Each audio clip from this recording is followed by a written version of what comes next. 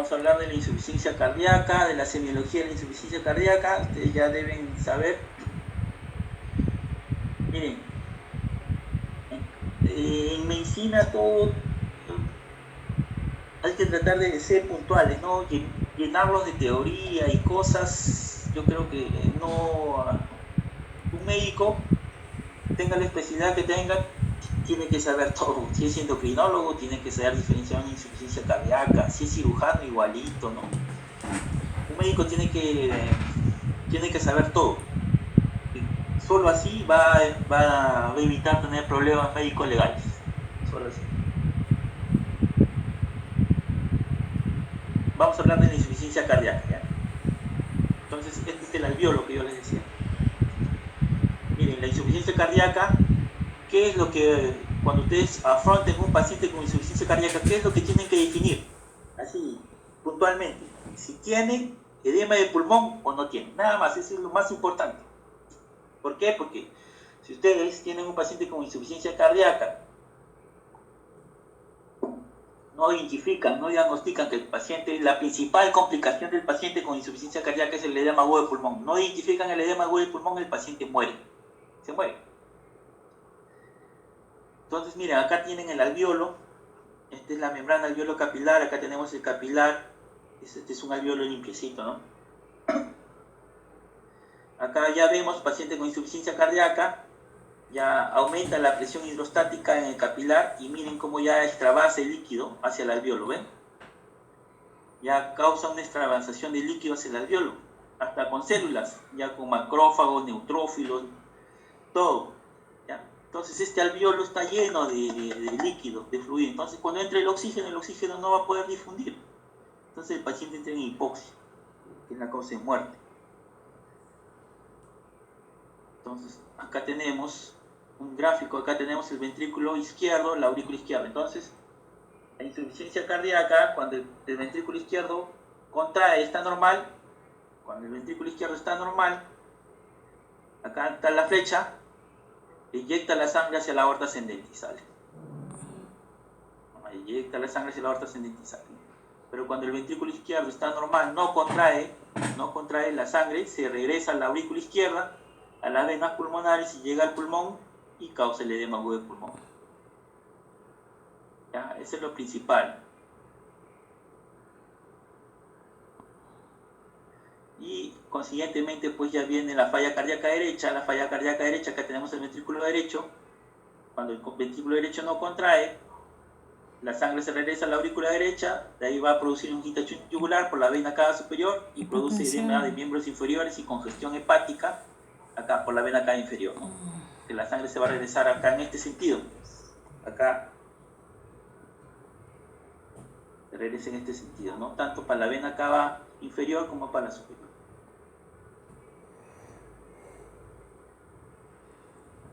Entonces la falla ventricular izquierda, básicamente hay un aumento de la presión de la aurícula izquierda, aumento de la presión capilar pulmonar, que puede ser más de esta cifra, más de 18 milímetros de mercurio, y más de 25 milímetros de mercurio ya cuando está en fase alveolar, ya el alveolo está lleno de líquido.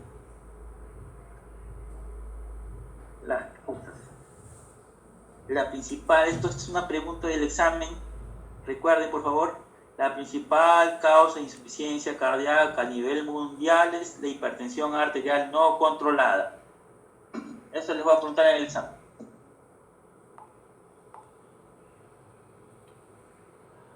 Acá miren, en el gráfico ve acá donde está la flecha, acá, cuando un paciente tiene hipertensión arterial no controlada, el principal cambio inicial en el músculo cardíaco es la hipertrofia. El músculo cardíaco se hipertrofia, ¿bien? Como se hipertrofia es como la persona que va al gimnasio, hace pesas y el músculo se engrosas igualito, es el músculo cardíaco, se hipertrofia. Miren, acá sí hipertrofiado, producto de la presión arterial no controlada, ¿ya? Pero esta hipertrofia evoluciona hacia el remodelado, y el remodelado del músculo cardíaco no es que vuelve el músculo cardíaco por la normalidad, sino vuelve ya a la fibrosis, a la insuficiencia cardíaca, se dilata. Esta es la evolución. Acá en el gráfico de arriba tenemos otra causa de insuficiencia cardíaca, es el infarto cardíaco. Ven acá como se necrosa, se produce la necrosis del músculo cardíaco y eso va a la fibrosis y produce la insuficiencia cardíaca. Son las dos principales causas de insuficiencia cardíaca, pero la más importante es la hipertensión arterial no controlada, ¿ya? Un infarto cardíaco produce como secuela también, para tenerlo en cuenta, por favor siempre recuérdenlo, produce la insuficiencia cardíaca. Es como ustedes han visto la isquemia cerebral. La isquemia cerebral, ¿qué deja como secuela? Deja como secuela la hemiparesia, ¿no? Y el paciente queda hemipléjico, hemiparésico, disártrico, deja su secuela. Igualito es el músculo cardíaco, cuando se produce un infarto, ¿qué deja como secuela? Insuficiencia cardíaca. Vamos avanzando. Acá todos los estudios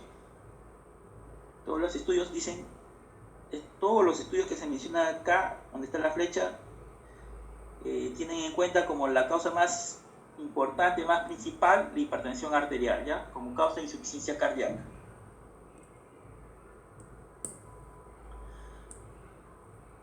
Entonces, en cuanto a la semiología, el paciente va a manifestar disnea, que se relaciona al esfuerzo. También puede aparecer en cierta posición cuando ya la disnea aparece en el decúbito dorsal. Esto se denomina ortopnea, ¿no? Entonces el paciente tiene que sentarse para respirar. Eso traduce en encharcamiento alveolar. Eso fisiopatológicamente nos dice que el alveolo está lleno de líquido, que ese paciente tiene que hospitalizarse, que ese paciente tiene que recibir oxígeno. Si tenemos un paciente en ortopnea, a ver, vamos a avanzar un poco de tratamiento para hacerlo algo más interesante, si no esto es aburrido. Si tenemos un paciente con ortopnea, estaría correcto que le demos cloruro de sodio, porque todos los médicos le dan cloruro de sodio, o sea, suero, ya en otras palabras. Está en ortopnea, está encharcado el pulmón, y nosotros le damos suero. No. A ver, piensen, a ver. No, porque lo que queremos es sacar el agua. No es correcto. Si ya tenemos cuando nosotros tenemos un paciente con ortopnea, nos dice por lógica que tiene exceso de líquido, ¿no? Y el exceso de líquido está básicamente ubicado en los pulmones, están los alvéolos llenos de agua. Entonces no podemos darle líquido, más bien tenemos que quitarle líquido, darle cloruro, no, lo matamos al paciente. Entonces tenemos que darle medicamentos para que expulse, elimine ese líquido directo. ¿Ya? Y lógicamente el paciente tiene que pasar a shock trauma. Un paciente con ortopnea, eso es lo que yo veo acá, algunos colegas, he visto que hasta han dado de alta, lo han mandado al paciente con ortopnea a su casa.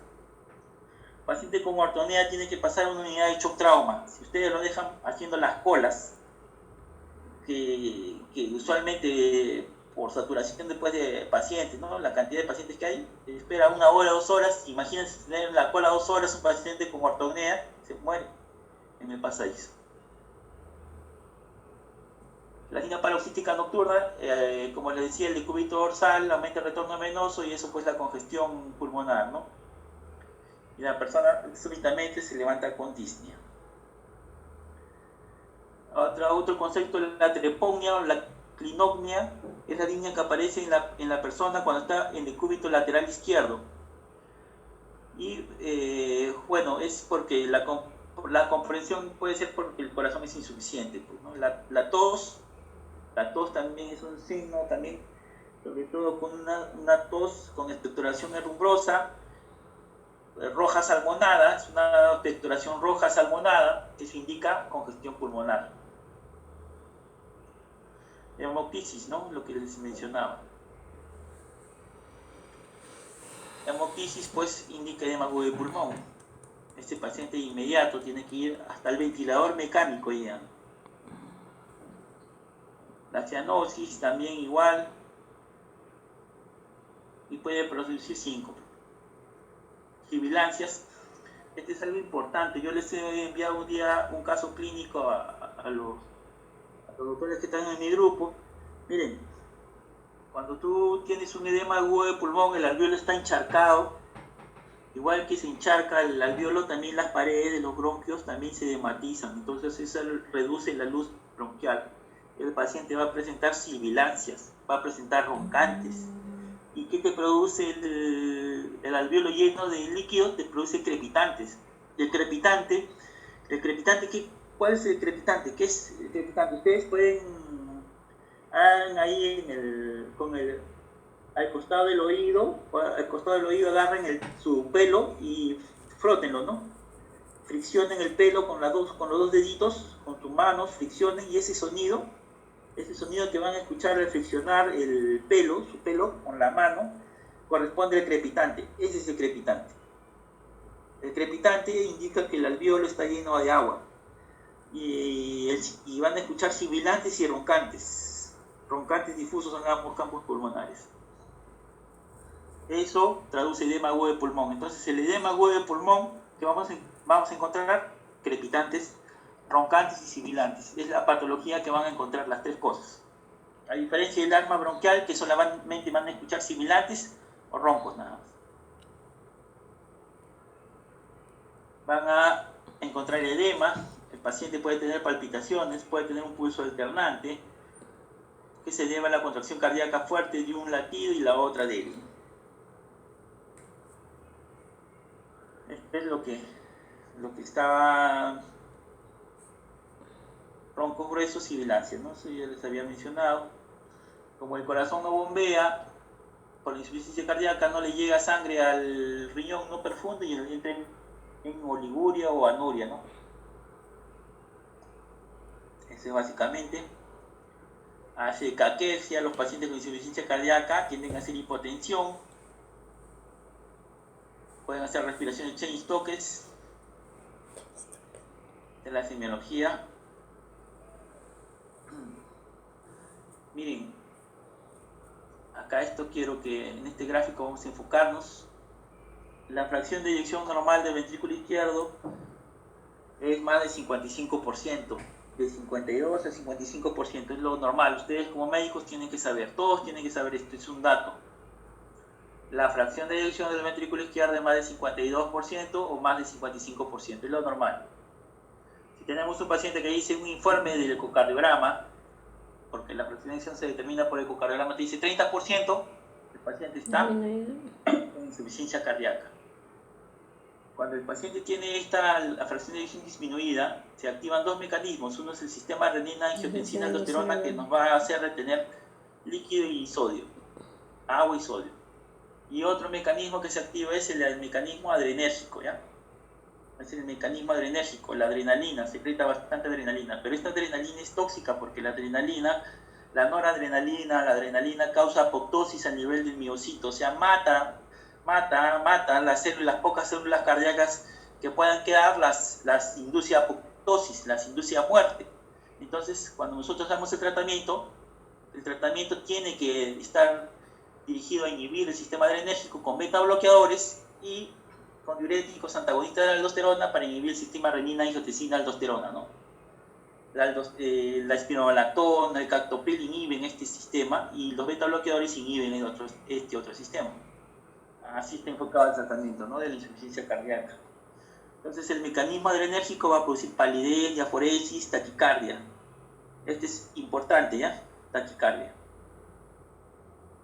El sistema renina-angiotensina va a ocasionar el edema, la cardiomegalia. Y estos dos, el ritmo de galope. Esta es la actividad clásica de la insuficiencia cardíaca. Taquicardia, ritmo de galope, cardiomegalia. Si yo les pregunto en el examen, el paciente con insuficiencia cardíaca presenta bradicardia, es falso. El paciente con insuficiencia cardíaca presenta taquicardia, es lo correcto, ¿ya? Eso le puedo preguntar en el examen.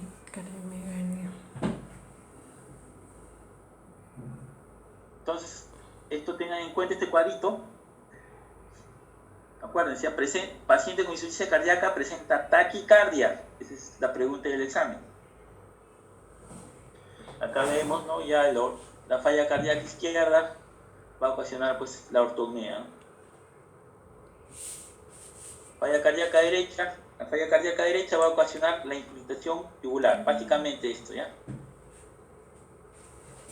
Puede ocasionar derrame pleural, puede ocasionar hepatomegalia, congestión hepática, ictericia también, lógicamente, hipertensión portal, ascitis, ¿no? Esto puede. Insuficiencia cardíaca derecha. Mala absorción intestinal también puede ocasionar trastorno de la coagulación, todas estas cosas ocasionan insuficiencia cardíaca derecha, ¿ya? El edema de miembros inferiores, la hepatomegalia, la irritación yugular, eso lo ocasiona la disfunción ventricular derecha. Este paciente que ven acá, este paciente está en ortopnea. El señor está en ortopnea,